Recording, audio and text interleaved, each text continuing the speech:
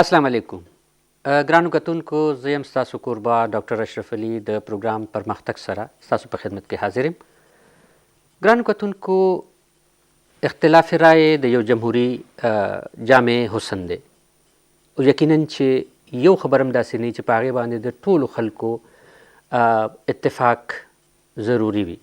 نو کیدای شي چې په ځینو خبرو باندې د چا سره اختلاف پیدا شي، خو د دغه اختلاف دپاره د هغې څه قاعدې دي، د هغې څه ضوابط دي، د هغې څه قیودات دي، د هغې څه حدودات دي، د هغې خیال ساتل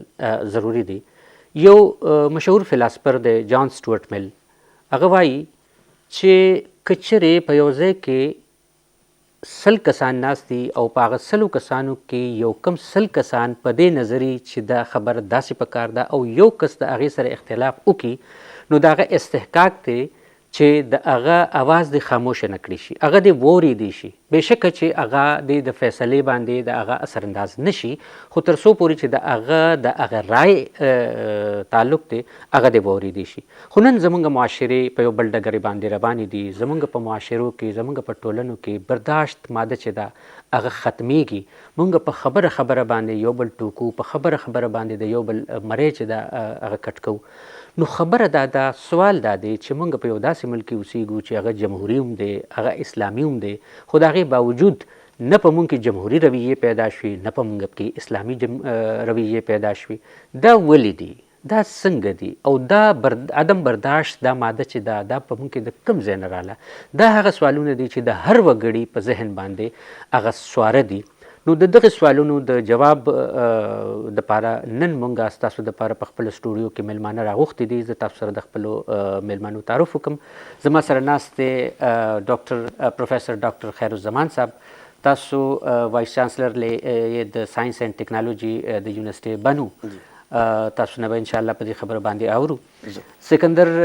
تنګي صاحب زموږ سره دی، تاسو په آی ایم ایس کې د یو معلم په توګه هم خپله دنده ترسره کوئ او ورسره د مذهبي چارو په لړ کې چې کوم دی نو تاسو د هغې ماهر هم یې. موږ ته به تاسو رهنمایي راکړئ چې مذهب په دې لړ کې څه وایي. نو ډاکټر صاحب، زما اولنۍ پوښتنه به ستاسو نه دا وي چې څه وجه کیدای شي زموږ معاشرې، زموږ ټولنې، ما څنګه چې مخکې ذکر وکړو چې موږ دعوه کوو چې موږ یو اسلامي معاشره یو، موږ دعوه کوو چې موږ یو جمهوري معاشره یو، خو د هغې باوجود زموږ په ټولنه کې او زموږ په عمومي ژوند کې نه زموږ هغه جمهوري رویې ښکاري، نه هغه اسلامي رویې ښکاري. ستاسو په خیال باندې چونکې تاسو یو یونیورسټي د هغې د هیډ په توګه باندې خپله دنده ترسره کوئ، د سټوډنټانو سره ستاسو روزانه چې کوم دی نو هغې سره د معمول مطابق هغې سره ستاسو هغه تړاو وي او هغې سره ستاسو هغه اټیچمنټ وي، لږ دا راته ووایئ چې څه وجوهات دي د دې؟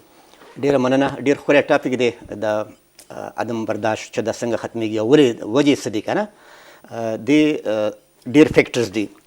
او موږ به د خپل ځانه شروع کړو اول که نه، چې خپله موږ ټول موږ ذمهوار یو. که زه استاد یم زه د دې ذمهوار یم، که زه ایز پیرنټ یم نو دې زه ذمهوار یم، زه ایز پولیټیکل لیډر یم زه د دې ذمهوار یم، که زه ایز ریلیجیس لیډر یم زه هم ذمهوار یم.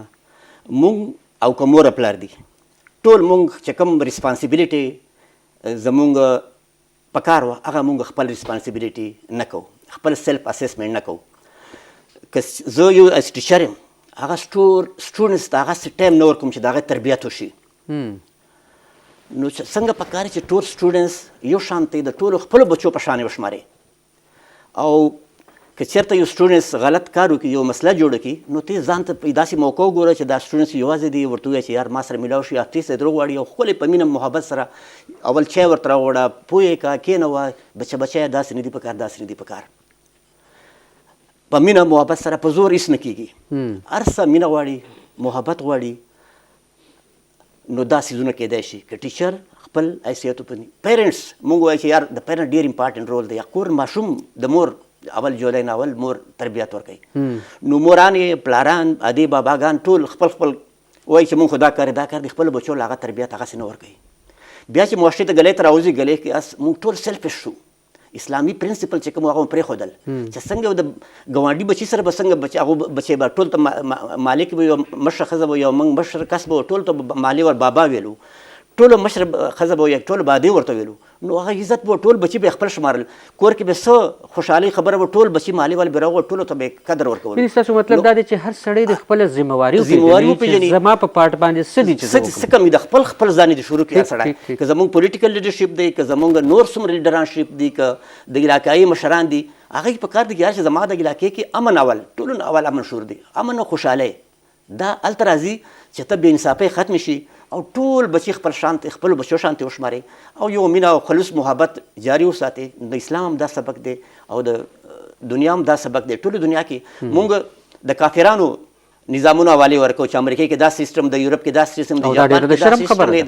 او زموږ خپل اسلامي پرنسپل دي چې خلک زمانه آیډیاز بارو کړي او زموږ اسلام خلفای راشدین څخه څه خبره وکړه، دا زموږ سره ټول اسلامیک ماډلز چې کوم دي، ویلیوز چې کوم دي، موږ ایون د پښتنو چې کوم خپل کلچر ویلیوز دي، اجري سیسټم چې به څنګه به مشران چې مشر به راغی ته ورته ولاړ شو، عزت ریسپیکټ ټول ختم شول. هر سړی خپل مطلب دی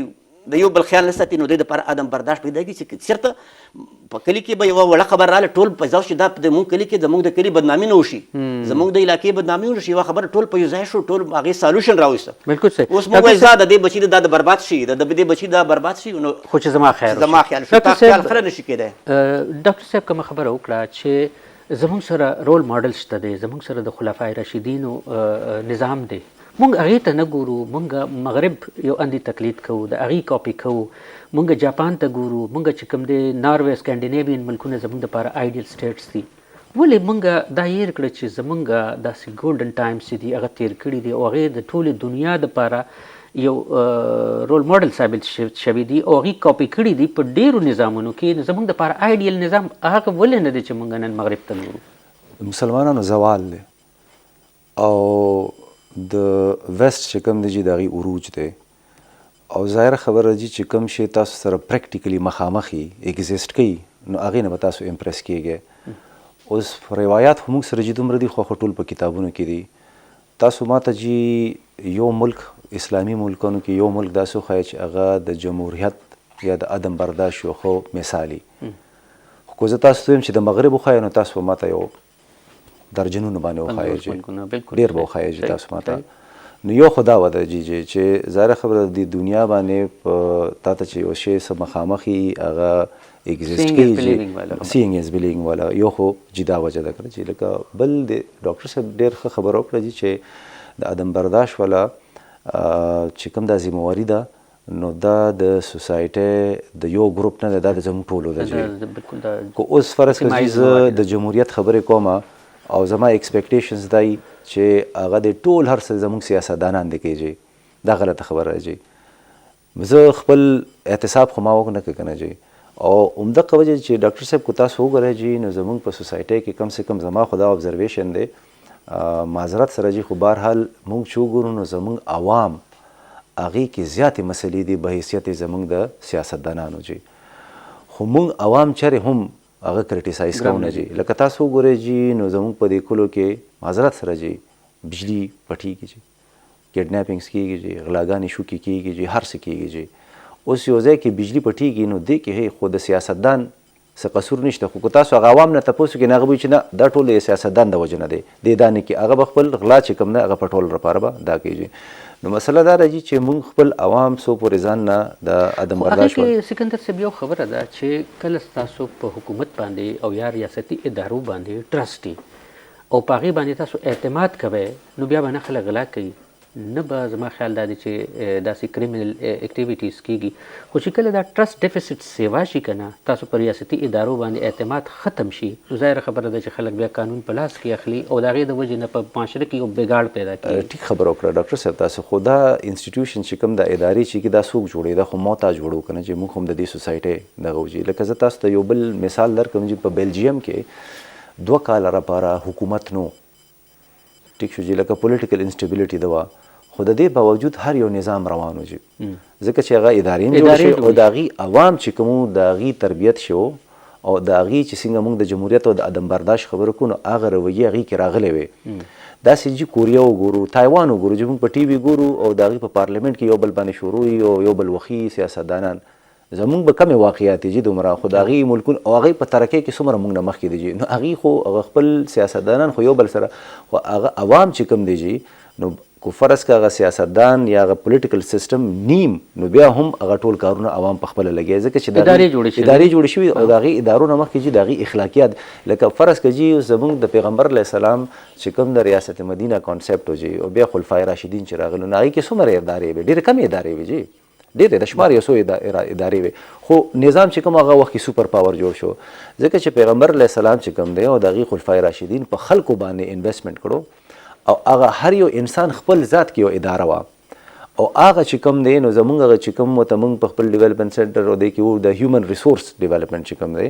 په هغې باندې انویسټمنټ شوی دی، په انسان باندې انویسټمنټ شوی دی. نو اوس چې څو پورې انسان باندې انویسټمنټ نه شوی نو موږ د بلا ادارې دي جوړ کړو، بلا د یو نظام جوړ کړو، لکه په پاکستان کې کوم د 73 آئین چې کوم دی نو ولې داسې غیر مذهبي دا خو د اسلامي موډل یو ډېر ښه مثال دی چې زموږ آئین چې کوم دی، خو تاسو وګورئ چې دلته اسلام کوم ځای کې دی خبره زموږ په پینل کوډ کې جج سره دا اختیار دی چې هغه غل نه لاس کټ کیږي، خو چېرته پاکستان تاریخ کې چا یو جج دا ډیسیژن اخیستی دی او ته پته راځي چې عوام به چېرې هم دې سره دغه نه کړي. نو زموږ خو نظام ډېر اسلامي دی خو مو ته اسلامي نو صاحب دا چې کومه دي د هیومن کیپټل خبره وکړه، د هیومن ریسورس خبره وکړه، داسې پروډکشن چې هغه د معاشرې او د ټولنې باکرداره خلک او په دې معاشره کې بیا یو فعال رول ولوبوي، ولې زموږ یونیورسټۍ په دې کې ناکامه شوې؟ ځکه چې زموږ نرسریز خو هلته جوړیږي، موږ داسې خلک پیدا نه کړی شو چې هغه دا نظام د واک چې دی په خپلو لاسو کې واخلي او یو ډایرکشن راکړي، یو سمت متعین کړي او زموږ دپاره داسې پروګرامونه او داسې پالیسیز جوړ کړي چې دا ملک چې دی د نړۍ د نورو کامونو په سب کې ودرېږي. د دې یوه وجه خو دا ده چې زموږ څومره تعلیمي ادارې دي یا د موږ ته ایجوکیشن سیسټم چې کوم دی که نه دا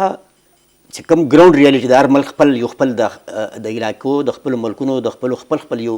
روایات یو ټریډیشنز یو ویلیوز دي هغو باندې بیس کېږي نو بیا هغه اساني ورته موږ خو بلایندلی بس فالو کوو ویسټ هغې کې څه سیسټم کله موږ وایي چې سیمسټر شروع کوي دا انور سیسټم شروع کوي دا سبجیکټ وایي دا سبجیکټ وایي هغه سټوډنټس مو کنفیوز کړه نو کله په کالج کې بیس پروګرام شروع کوي یونیورسټۍ کې بل پروګرام وي دا فیس دی او موږ بلا خبرې سره یعنې زموږ خپل ریسورسز خپل ماحول خپل شرایطو ته خپل دغه ته چې د کنډیشنز ته نه ګورو ټیچرانو باندې ټیچرانو ته وایي چې دا ټي ټي ایس پروګرام دی دا بي پی ایس پروګرام دی او ټول مو او ریسرچ پبلیکیشن کوي او دی باندې پروموشن دی موږ څه ګراوند ریالټیز بیس څه دی په کوم زموږ چېرته پیټنټ موږ پروډیوس کوو سټوډنټس موږ څه قسم پروډیوس کوو د هغو ټریننګ شته تربیات شته او که نه هغه بلایند فیت چې وي که نه او دغسې روانې په ویسټرن کلچر د موږ خپل کلچر دی اسلامي کلچر دی ایشین کلچر دا خپل ویلیوز دي هغو مطابق زموږ ته سیسټم جوړول پکار دي چې موږ دغسې ټیک فار ګرانټډ اخلي هغه کله نشي کامیابېدی ته به خپل حالات ګورې ته خپل بجټ جوړوي خپل کور حالات به وګورې چې تا سره څومره ریسورسز دي کم پرایورټي به جوړه کړې خپل ټارګېټ به جوړ کړې یار چې ویر وی وانټ ټو گو اینډ هاو ټو گو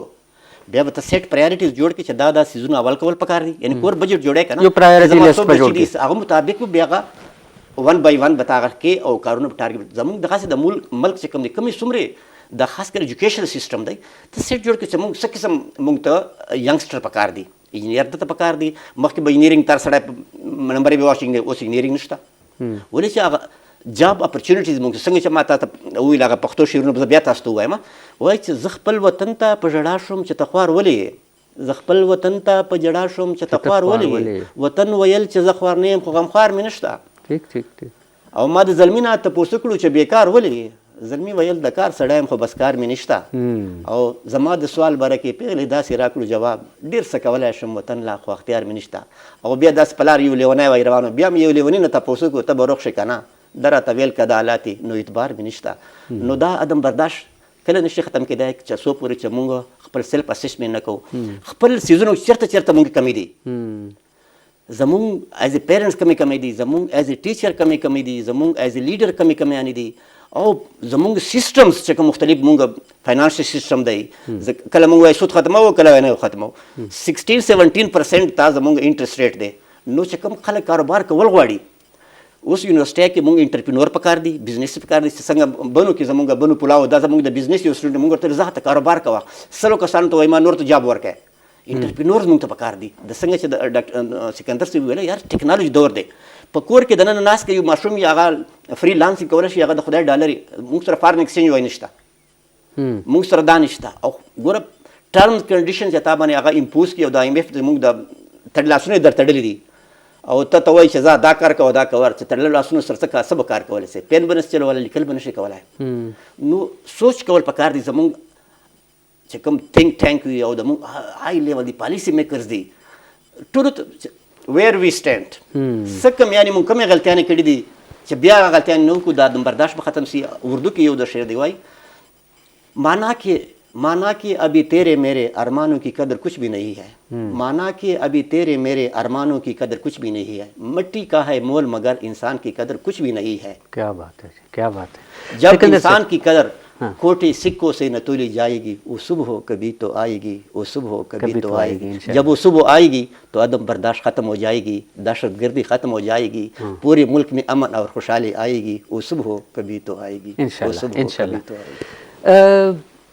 सिकंदर साहब یو که د نظام تعلیم خبره وکړو یو حواله ډاکټر صاحب ورکړه زمونږ چې کوم طبقاتي نظام تعلیم دی چې هغه په هر لیول باندې په مختلفو طبقو کې تقسیم دی یو طرف ته که وګورو نو هغه د پرایمري سکول هغه ماشومان دي چې هغوی د غریبانو دپاره ټاټون هم نشته دی یو طرف ته هغه الیټ کلاس دی چې هغه په لکونو روپۍ د هغوی د سکولونو فیسونه دي سالانه بل طرف ته وګورو مدرسه ایجوکیشن دی بیا مدرسه ایجوکیشن او سیکولر ایجوکیشن مونږ د یو بل نه داسې جدا کړي دي چې مونږ وایو چې د مدرسې کار دا دی د منبر او د محراب کار دا دی چې هغه به نکاح کوي هغه به سنت او هغه به ختم کوي هغه به یعنی تجهیز و تکفین او د مړي دا مسلې به د دی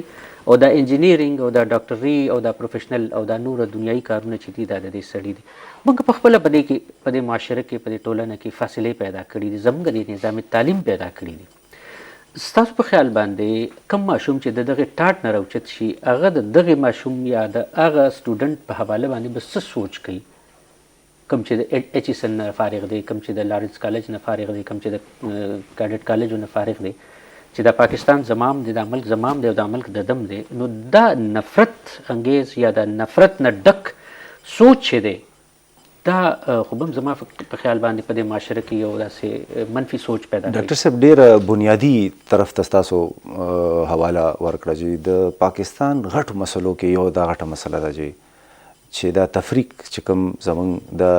دوه سیستمې چې کوم زمونږ روان دي یو د مدرسه سیستم او یو د سو کول تاسو ته دنیاوي دینی یا دنیاوي تعلیم چې وګوره تاسو ماته وښایي په دنیا کې کوم ملک دا دي هیڅ ځای کې نشته بل زمونږ د مدرسې چې څنګه علامه اقبال صاحب ویلو چې هند کې میخانې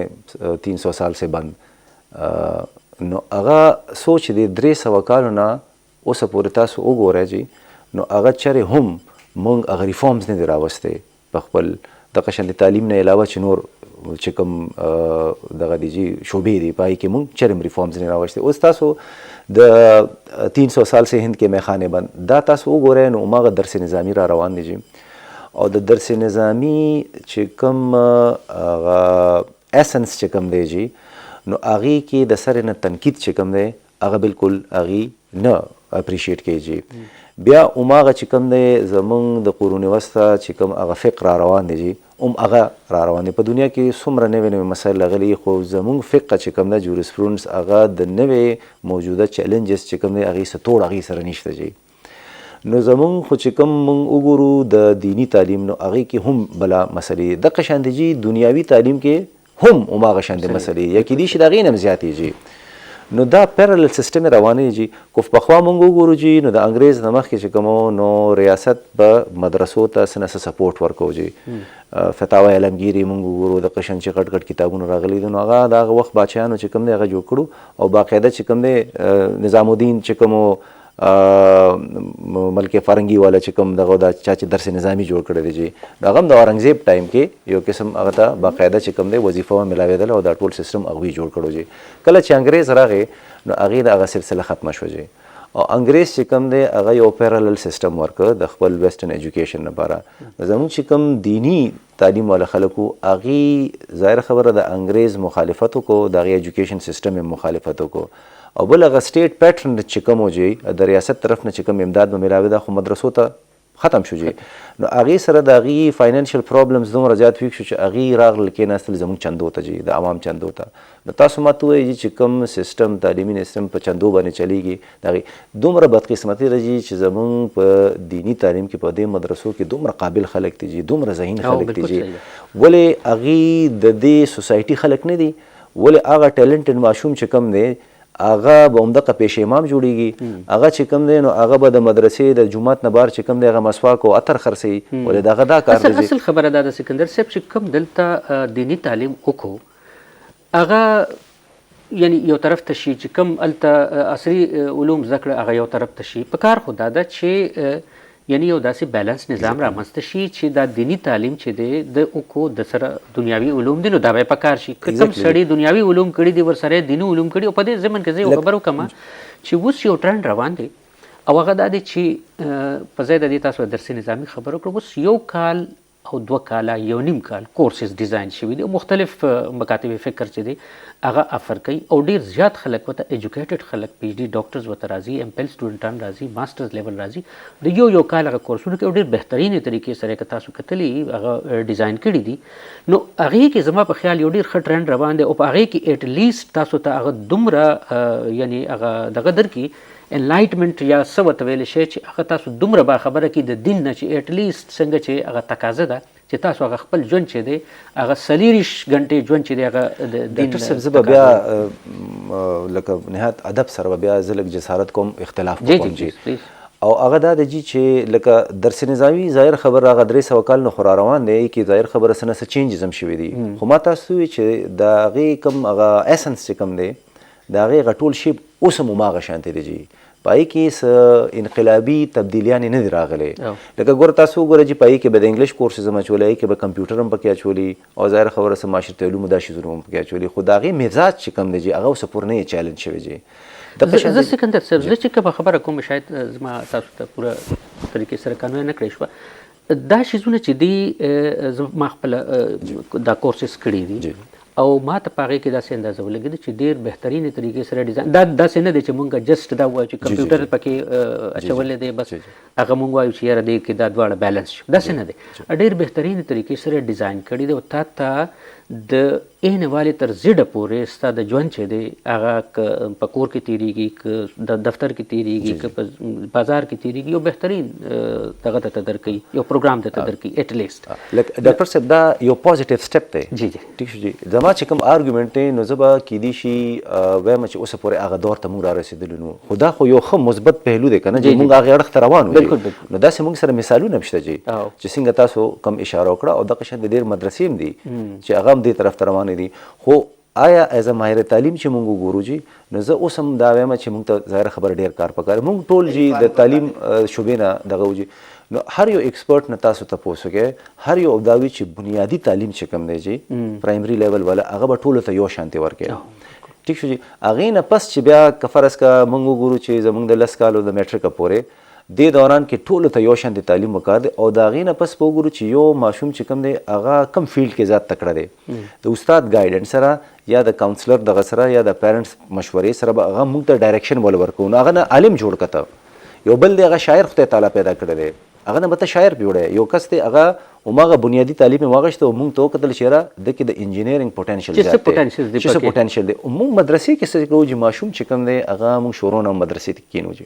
10-12 کاله هغه په کار ناست دي نو هغه ماشوم به کیدای شي الله تعالی به عالم دین نه پیدا کړي خو چې موږ پې زوره دغه وکړو چې هغه خدای تعالی یو بل فنکار به پیدا کړي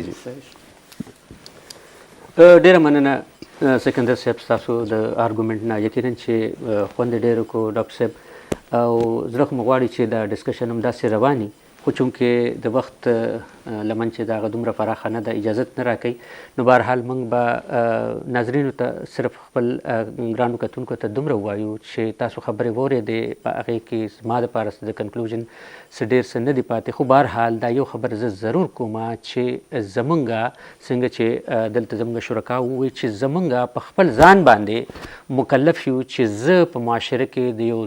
پازیټیو بدلون دپاره د یو مثبت بدلون دپاره په خپلو رویو کې څومره فرق راوستی شم کوم چې دا د اختلاف رای د احترام چې دی کم از کم دا زه زده کړم او تنقید برای تنقید نه بلکې تنقید برای تعمیر زه وکړی شمه. اجازت راکړئ. د الله په امان.